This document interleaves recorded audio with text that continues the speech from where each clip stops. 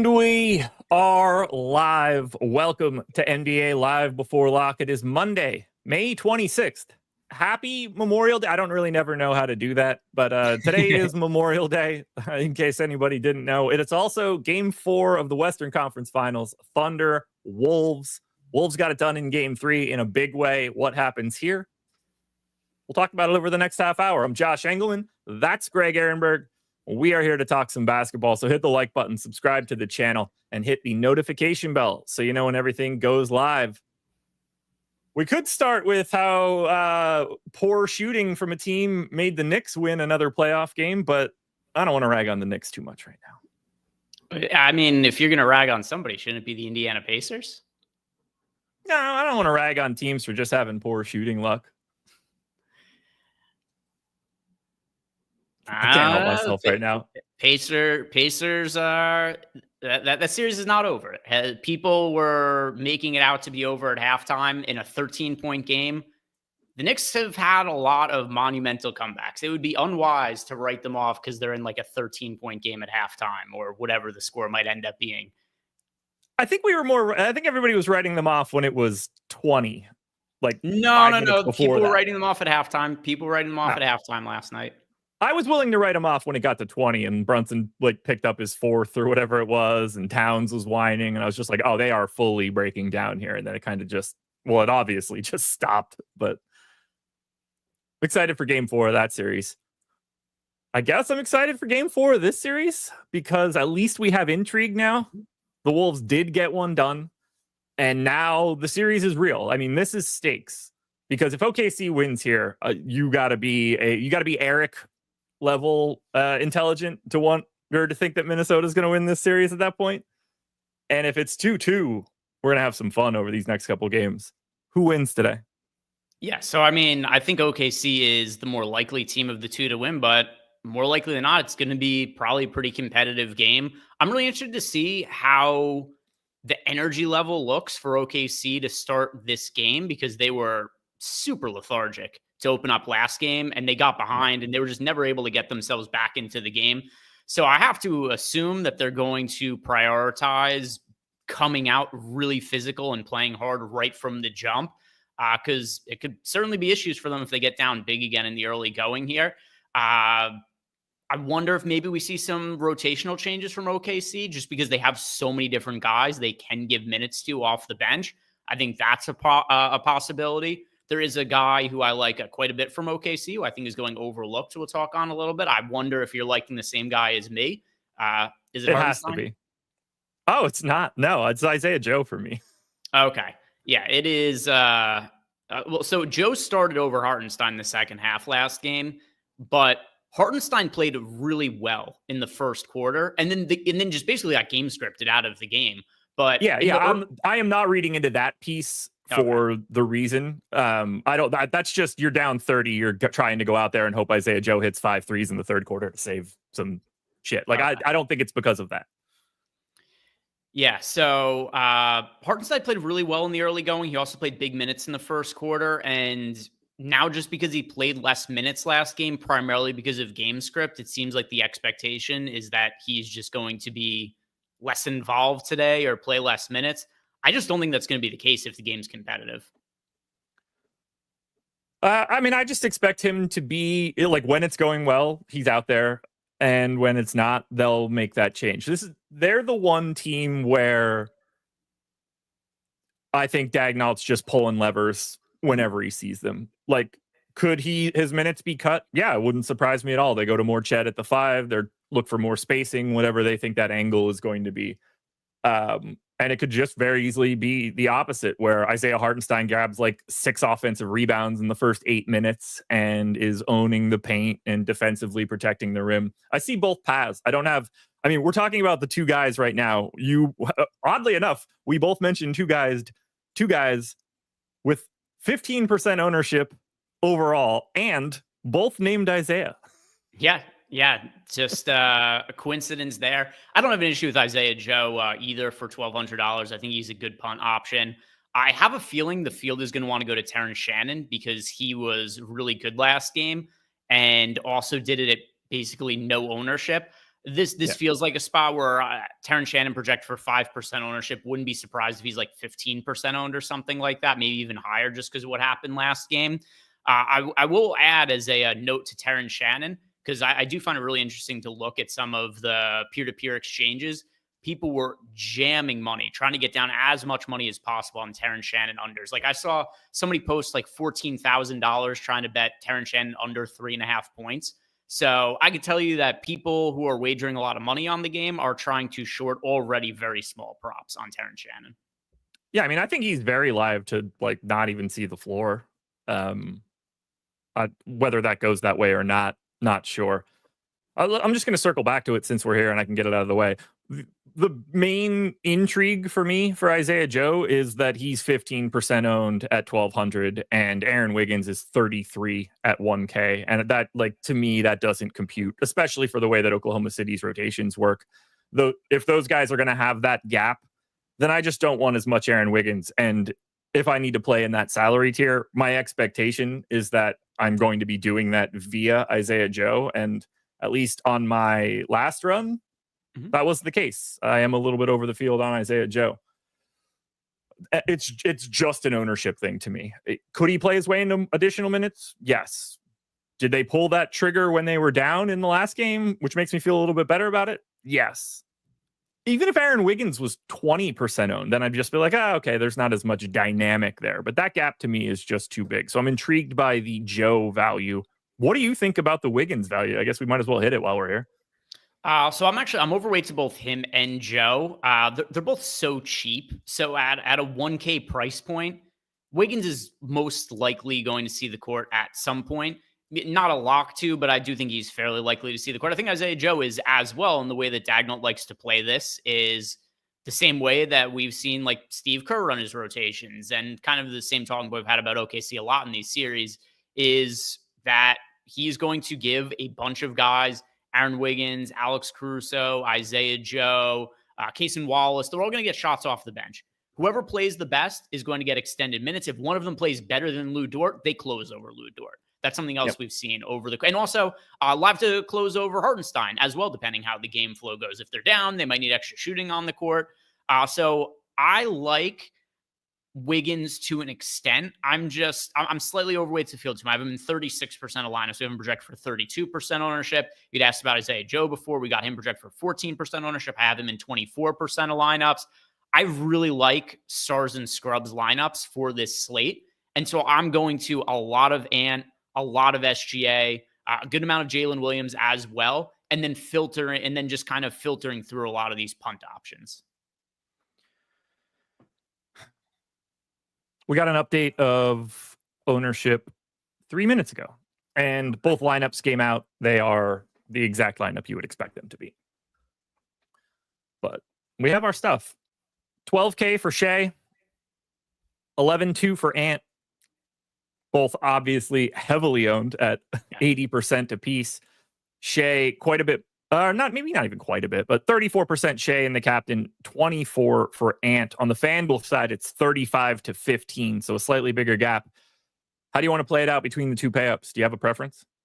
So I prefer SGA. I've leaned towards SGA in every game of the series so far. The thing that has gotten different, though, as the games have taken place in Minnesota and the prop line's a little bit different, hence our projections being a little bit different, I have gotten to more of Ant in both this game as well as last game than I did the first couple of games of the series. I hardly had any of Ant relative to the field for a one-game showdown slate.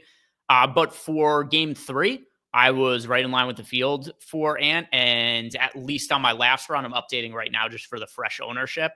Same. I was also right in line with the field. Overweight to SGA, but I was in line with the field on Ant. So lean towards SGA, but my preference is to play both of them, as many lineups as possible. And then, like I said before, just filter in some of those viable cheap punt options.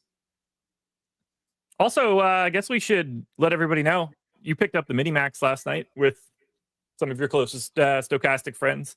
Was hot on your heels. Second again for the third time in a week and a half. I think you also had the second one too, if I saw that correctly. Yeah, I think I've won it 3 times now in the last week and a half or so. None of them are substantial wins because it's, you tie with a bunch of people. And so it's like you double or triple up your money, but whatever. It's been fun. It's given me something to root for as far as the players are concerned during the games. Yeah, I opened the app up with like 2 minutes to go. I had fallen asleep and I woke up with a little bit of the time left. And I opened up the app and it immediately showed that I was in first. And I was like, nice. And then it immediately refreshed and had me in 32nd or whatever that second lineup was. And then it never moved again. I was just like, shit. And then I started scrolling. I was like, and then I saw your DM of like, as your Sims foretold, I won. Yeah. And to make it worse, I think you were done in by Towns. Yeah, it was the difference between Towns and Halliburton in the captain. Yeah. Your arch nemesis, Karl Anthony Towns. Such a dork for 3 quarters until the fourth, and just went crazy. That was one of the best quarters anybody's played in the playoffs this year, though. He was good. Look, I mean, he's really good offensively. Yeah, I'm sure he's listening right now, but I had somebody messaging me on Twitter saying that Cat has to be a bench player. He can't be a starter in the league anymore. And no, he said that in between the third and the fourth quarter, and then the fourth quarter happens and he scores like 20 real life points in 5 minutes of play. Yeah. Like, I'm critical of Towns, but I'm also very aware of the fact that he's obviously a starter. He's make all NBA. Yeah. He's made all NBA like 3 of the last 5 years now. So yeah, he's a starter. It was for sure a prisoner of the moment take, and it aged pretty poorly, pretty quickly. Yes, it did. What else do you like today? Who's standing out? Who are the guys you're most over on? Who are the guys that you would like to be over on if that's not the same thing? Sure. So Hartenstein in the mid-range for me, and he's kind of the only guy who I'm trying to go out of my way to get more of in the mid-range. Because like I said, my lineups are being built very much stars and scrubs for today. Yeah. But Hartenstein, he's a great permanent fantasy producer. He has really big upside. The field wants nothing to do with him. He played sub 20 minutes last game. That was because of the game script. The game before that, he played 26 and a half minutes. He didn't even step on the court in the fourth quarter. In the last game, there was no need for him to. Yeah. If he's playing, if he starts last game as well as he starts this game as well as he did last game, and the game is close, he's putting up a pretty substantial fantasy score. I just think he's way too low on what the potential upside is. And part of the reason, too, it's so hard to predict minutes on a day-to-day basis for this Oklahoma City Thunder team. And it's probably the biggest issue that there is with projections is that even if you're projecting, variance in a player, you can only input 1 minute, 1 minute's projection. And the reality is the range of minutes for Hartenstein today, it's like 18 to 32. And if you get that higher end, he is so drastically under-owned. So I like him a good amount for tournaments.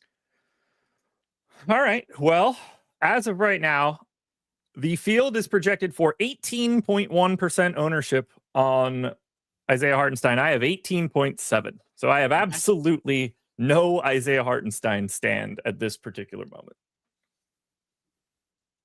I wish I did. Guy I'm most over on right now is Alex Caruso, which I kind of like coming off of that last game where he was not involved in any way.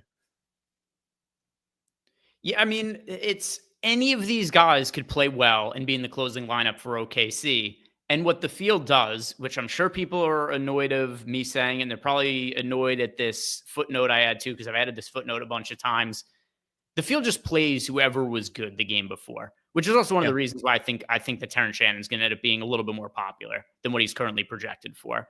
And right now, people are just like, oh, these were the cheap guys who played minutes last game. They must be the cheap guys who are going to play minutes again today. No. That's just not how this rotation works. It's not even predictable right now. So the way that I want to approach OKC going forward, I was thinking about this as I was building out my lineups.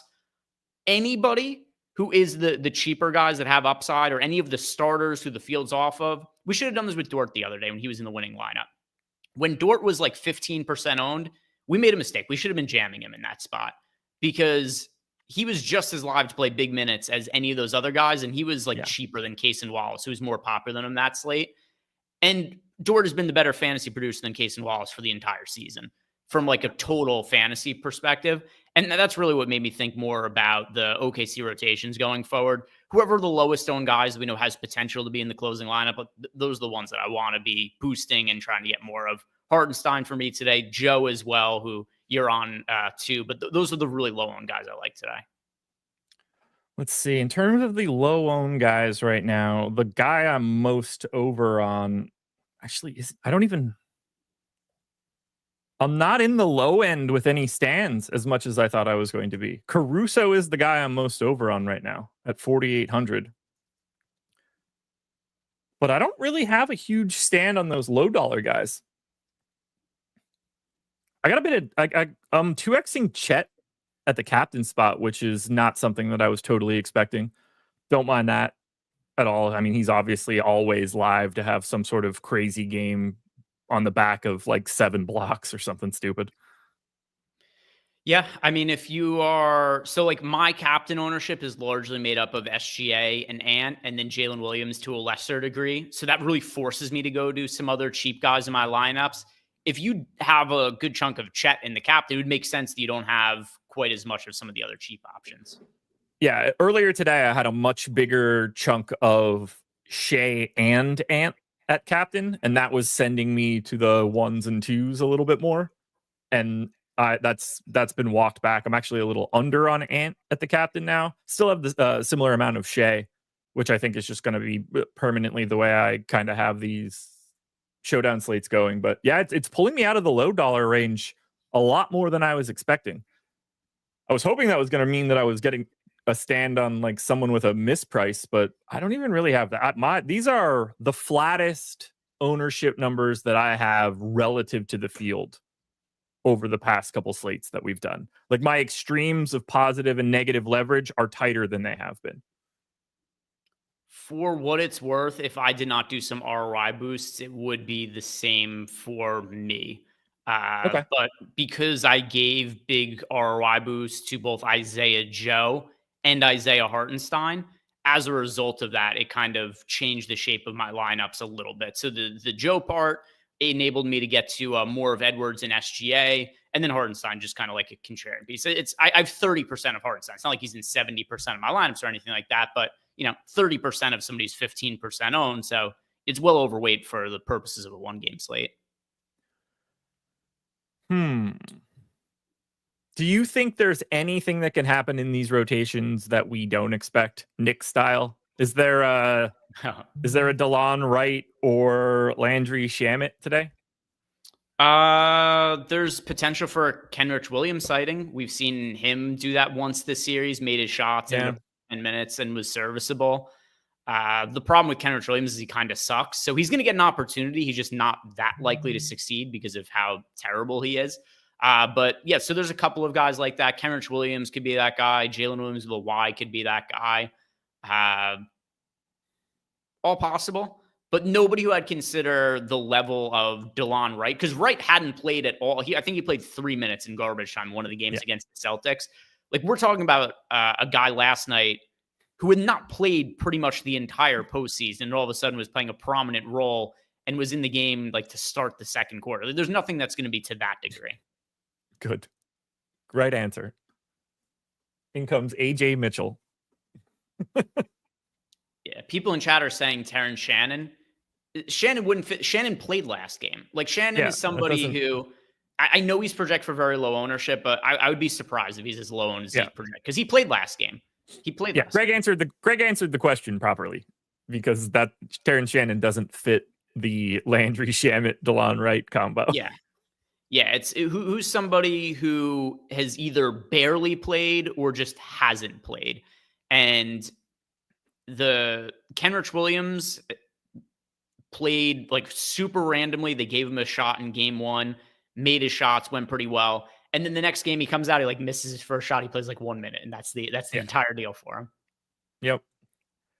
We'll take a look at FanDuel quickly for everybody. Hit that like button, by the way. Don't forget, we will be live on playback, the game that is, immediately after we're done. So you guys can watch it there.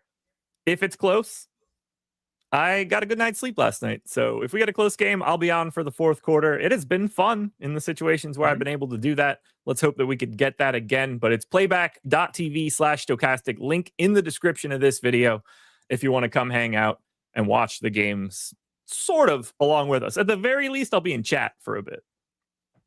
Let's talk FanDuel. So the people that play FanDuel don't kill us. 35% ownership to Shea at the captain spot. 15 for Ant, just shy of 10 for Jalen Williams, Chet, and essentially Julius Randle. Do you see anything unique at the captain spot? Because I kind of feel like Ant is a hair underowned relative to Shea. Not really. Just like what I said before, what I'm doing with the captain, I've got a bunch of SGA, I've got a bunch of Ant, and then I've got some of Jalen Williams, and then I don't have a single other player who's in more than 5% of my lineups. By the way, do with this information what you want, but I was just kind of curious because I noticed that SGA's points prop has dropped.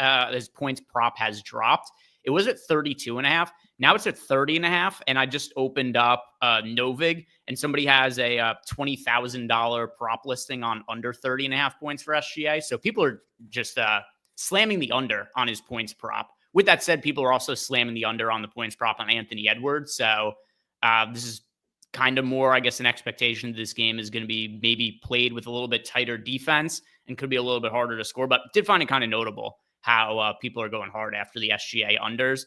But I'm not doing anything too crazy in the captain spot. My big stands with some of the cheaper guys in the flex, or just playing some of Hartenstein, who, even though I gave an aggressive ROI boost to Hartenstein, I still only got 1 out of 150 lines with him as a captain. Okay. Are you getting a lot more at the utility spot? Yeah, so 30.7% of him in the utility spot. So double the field there, but just one captain lineup. Okay.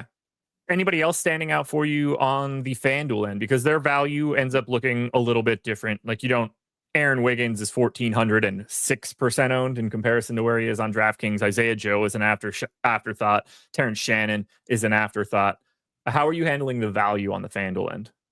Yeah, so over on the FanDuel side of things, one thing that is a lot different is I think Chet looks much better to me as an MVP option on FanDuel. I know you mentioned that you like him on DraftKings as a multiplier option as well. But FanDuel, he's 14-7 in the MVP spot. You also get the added bonus from the defensive stats, which is something that makes him a better option on FanDuel as a fantasy scorer than over on DraftKings. So the biggest difference for me on the FanDuel versus DK lineups is that I think Chet overall looks much better over there. Hartenstein also looks really good to me on FanDuel, but he's cheap at a point where he's actually chalk on FanDuel as opposed to being contrarian on DraftKings. But he's my favorite value play on FanDuel. He's way too underpriced.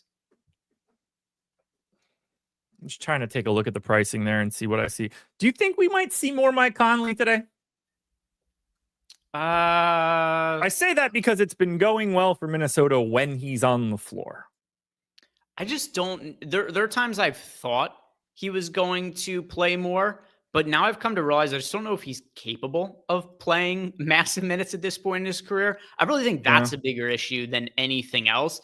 And I mean, it's kind of something that ended up happening with Mitchell Robinson yesterday as a start. Also, he was dead gas tired at the end. Like he was barely making it up and down the court towards the tail end of that game. And if you look at the postseason so far for Mike Conley, he has played over 28 minutes twice the entire postseason.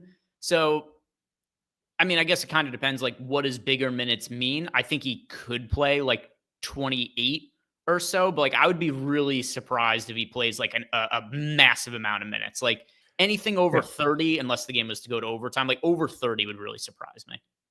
Yeah, I think I'm probably on the same page there. 30 feels like a peak. I don't know if they start to stretch him out a little bit just because it feels like he's the only guy that can really organize them when they're out there. And it also feels like, I don't know, is Dante DiVincenzo just like snake bit at this point? I can't really figure out what's going on for this dude at this point. But to your point, though, about how things have gone well with Mike Conley on the court, even in the games they've gotten destroyed. So game 1, they were +5 with Conley on the court, and they lost by a ton of points in that game. Game 2, they lost by 15 points. So they were +14 with Conley on the court. Last game, whatever, they won by 40. So they were good with everybody on the court last game. But that's kind of been the case throughout the entire postseason as well. He has a positive plus minus in every single game since game 1 of the Golden State series. Makes me think more and more that they would play him more if they could. Yeah. I just don't know that he's capable of running more minutes. Orion with the super chat: Randall and Caruso or Jay Will and Nickeil Alexander-Walker on FanDuel? I think let's see. That's as easy as it gets. I have to look at my FanDuel lineups to know for sure. All right, Caruso, Caruso and Randall. Yeah, they're, to me, much better I don't love Nickeil Alexander-Walker as much on the FanDuel end. Yeah, he's in play, but it's been pretty consistent in terms of him looking better on DraftKings than over on FanDuel. And I've played a lot of Nickeil Alexander-Walker in the first 3 games of the series on DraftKings. Still playing him a decent amount today, but my ownership to him has gotten down a little bit. He's $3,600 now. And then in addition to that as well, there's just other punt options who I'm kind of interested in, like Isaiah Joe, for instance, who's low owned. Aaron Wiggins, who is popular, but also is $2,600 cheaper than Nickeil Alexander-Walker. So I have 30% of NAW, but the first 3 games I was playing him like 50 to 60% of lineups. Okay. What are we missing? What haven't we talked about that we should be talking about? Are there any other guys who are really popular that you are underweight to the field to?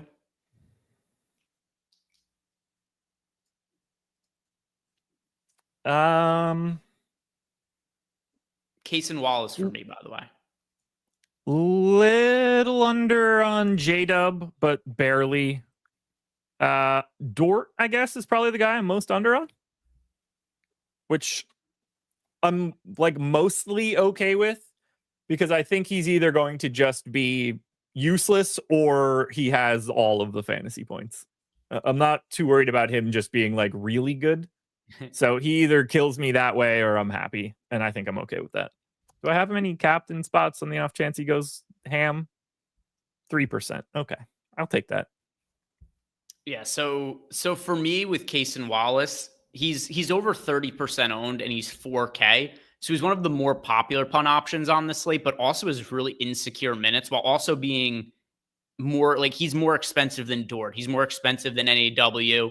I feel better about Alex Caruso's role, and he's only marginally more expensive than Case and Wallace. But then also, I mean, Case and Wallace is more expensive than Joe, more expensive than Wiggins significantly. So he's more expensive than Dort. So to me, Case and Wallace, I find kind of hard to get to when I'm doing something like trying to prioritize Isaiah Joe as a contrarian option.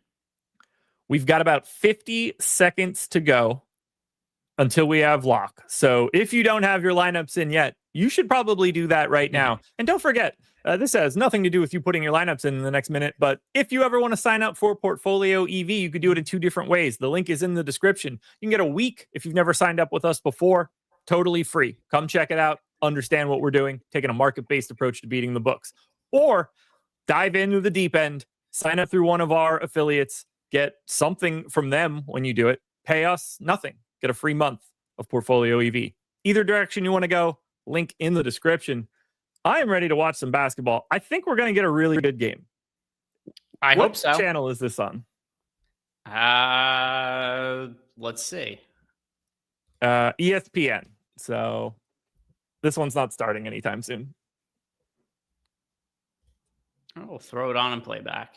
We'll see. What'd you say has been the... Oh, yeah. Some of these other ones have started really quick. I just turned it on over there. They're doing... Like, they're still in shoot-around. They're still doing layup lines. Yeah. The ESPN games have been starting like 12 to 13 minutes after the hour. The TNT games start like 5 or 6 minutes after the hour. So it's like an extra 9 minutes for it being on ESPN. All right. Well, let's go figure out what's going to happen here. Hopefully, OKC picks up the dub here and just dances their way to the NBA title. But the basketball fan in me is hoping for Game 7 in both series. Don't think I'm I going to want get to those things. see. I want to see some close competitive games. I want to see more Game 7s, Yeah. especially the Knicks Pacers series. We're only 3 games in, so you don't know what's going to happen going forward. 3 games have been bonkers. Like that series has potential to be an all-time legendary classic sort of series. The way, because I can't remember a series that had 3 games quite like those first 3. They have been quite interesting, and I don't think that's going to let up anytime soon. And I hope that it doesn't. We'll find out tomorrow when we're breaking that one down. But for now, guys, enjoy your night. Watch some basketball. Head to playback.tv/Stokastic if you want to watch the game. We will talk to you later.